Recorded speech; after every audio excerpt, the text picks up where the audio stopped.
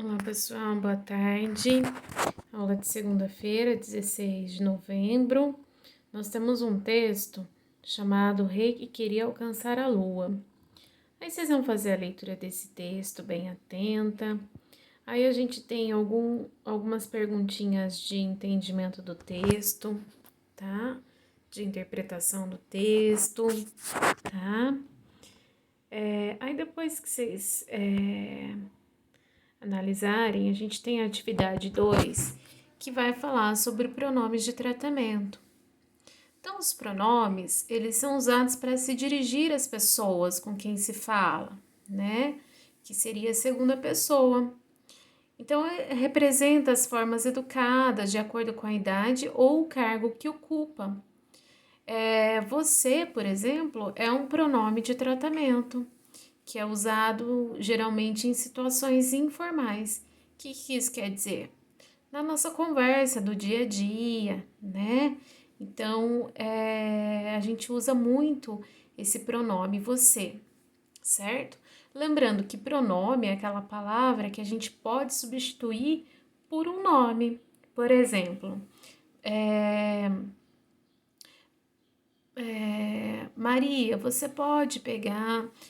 Maria, pega essa caneta para mim. Você pode pegar essa caneta para mim?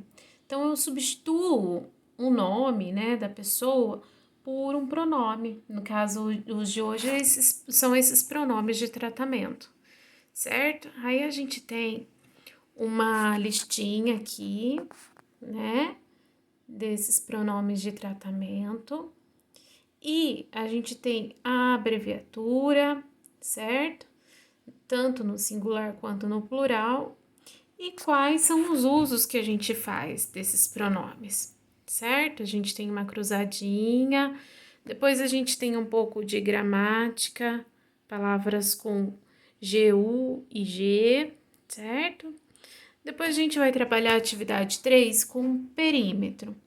Perímetro, pessoal, é a soma das medidas dos lados de um polígono. Por exemplo, nesse retângulo aí, né, que a gente tem 5,5 e 3,5, né?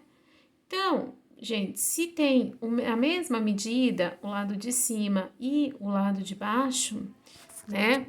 Tanto esse lado aqui quanto esse lado de baixo aqui, então embaixo vale 5,5. Do mesmo modo que se aqui vale 3,5, do outro lado também 3,5, certo? Então, a gente soma a medida de todos os lados para descobrir a medida do perímetro, certo? É isso que vocês vão fazer em todas as figuras aí. Depois, pessoal, a gente tem também uma atividade de porcentagem.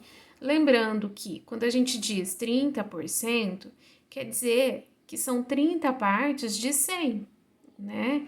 Então, a gente lembrando que esse sinal da porcentagem quer dizer o quê? 30, o sinalzinho de dividir e 100 embaixo, né? O denominador 100 fica embaixo, certo? E o D é a mesma coisa que multiplicação, né? Isso daí eu vou explicar na aulinha, né, que a gente vai fazer e também numa aulinha complementar que eu vou colocar para vocês, tá bom? Aí a atividade é vocês colocarem, fazerem os cálculos aí das porcentagens. Depois tem um quadro para completar, certo? E depois a gente tem alguns probleminhas, né? Os símbolos maior, menor, que ou igual, certo? Depois, por último, aula de arte, tá bom, pessoal? Tenha uma boa tarde.